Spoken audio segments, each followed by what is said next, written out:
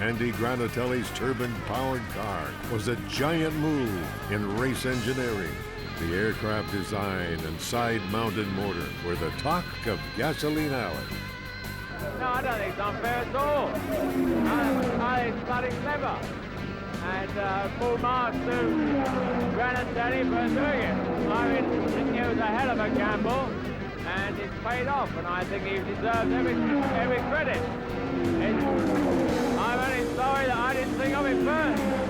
Well, we knew that before we came here, because I feel well minded about twice the horsepower of what we're running. It's just hard to compete when you have a car that's got that much advantage, but I really feel more minded it will break. I feel they have gearbox trouble.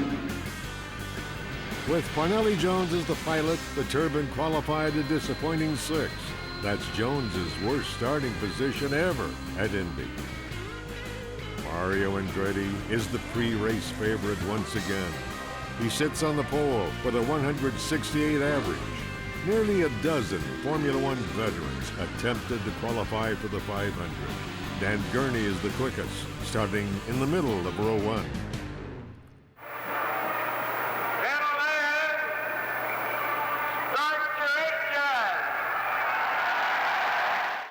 The turbine rockets past Andretti off the start. By the end of lap 1, Jones is long gone. And so I just stuck it up there, and I didn't take any chances. I didn't scare myself doing it. I just drove it up there, and as I come out of the corner, I was in second position behind Mario. And then as we come off for the turn 2, I went by Mario and he gave me a little gesture. And we were on our way. Mother Nature stops the action after 18 laps. Rain forced the race to be a 2-day event. When the race resumed, Jones started lapping the field. This wasn't going to happen. They weren't going to be able to drive back by me. And I knew that if they couldn't drive back by me, they were done.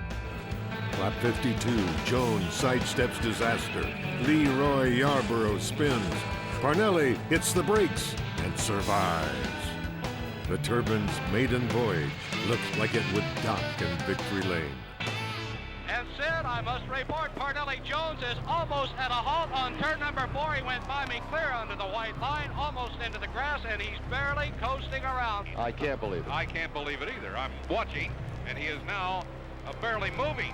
As an example, he may have to push. The crew may have to come up to push him into the pits. He is nearing the pit stand down there. Maybe you can see him, Sid. I'm peeking the glasses on Andy Granatelli and the crew. There could be no greater disappointment. Going down the back straightaway, all of a sudden it just, like he took it out of gear. And that was it. This was sickening. 3 laps to go. With 4 laps to go, a $6 bearing in the gearbox knocks Jones out of the race. The irony was that the $6 ball bearing that failed was a bearing that I predicted would fail to the engineer who built the gearbox and who designed the gearbox. I told him that bearing wasn't big enough and it wouldn't stand up, and I was again assured that our engineering technique that it would work. We knew we couldn't beat the turbine. The only thing we were going to do is keep pressure on them all day long like we did. My car ran very well in 1967, and that was the only hope, hoping he'd break. I felt like if he didn't break, he'd won the race. Now the lead falls into A.J. Foyt's lap. He's got the win in the bag. But there's trouble on the final turn. A 4-car crack-up creates havoc.